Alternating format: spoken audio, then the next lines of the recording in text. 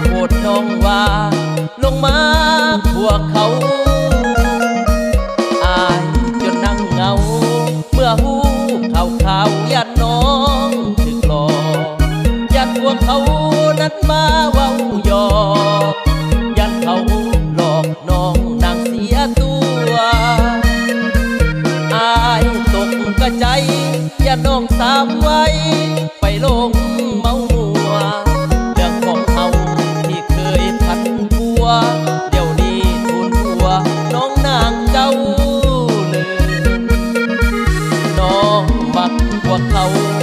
แต่ว่าเขาเป็นคนอกหักเสียใจเสียตัวเสียหลักอกหักย้อนน้องมักพวกเขากะหูอยู่ดอกว่าเป็นเพียงความคิดนุ่งเยาว์แต่ใจน้องนั้นมอบให้เขาคิดเรื่องของเขานั่งน้ำตาไหลแต่นี่ต่อไป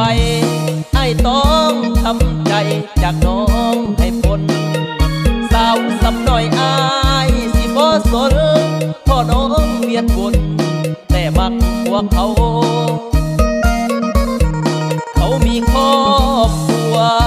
น้องบ่ยานเสียใจบ่สาวหากแม่นน้องถึงอายหักเขาอายสิหาเอาสาวแม่หางเป็นแฟน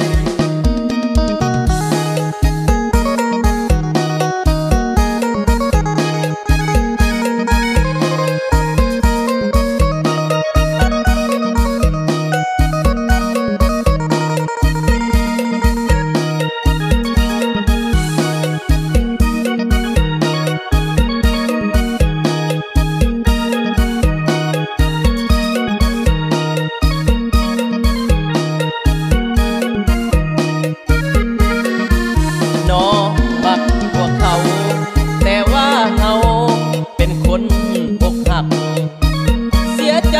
เสียตัวเสียหลักอกหักย้อนน้องมักพวกเขากะหู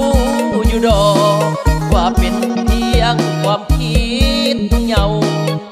แต่ใจน้องนั้นมอบให้เขาคิดเรื่องของเขานั่งน้ำตาไหลแต่นี่ต่อไปไอ้ต้องทำใจจากน้องให้พ้นสาวสำน้อยอายสิบ่สนพ่อน้องเวียนวน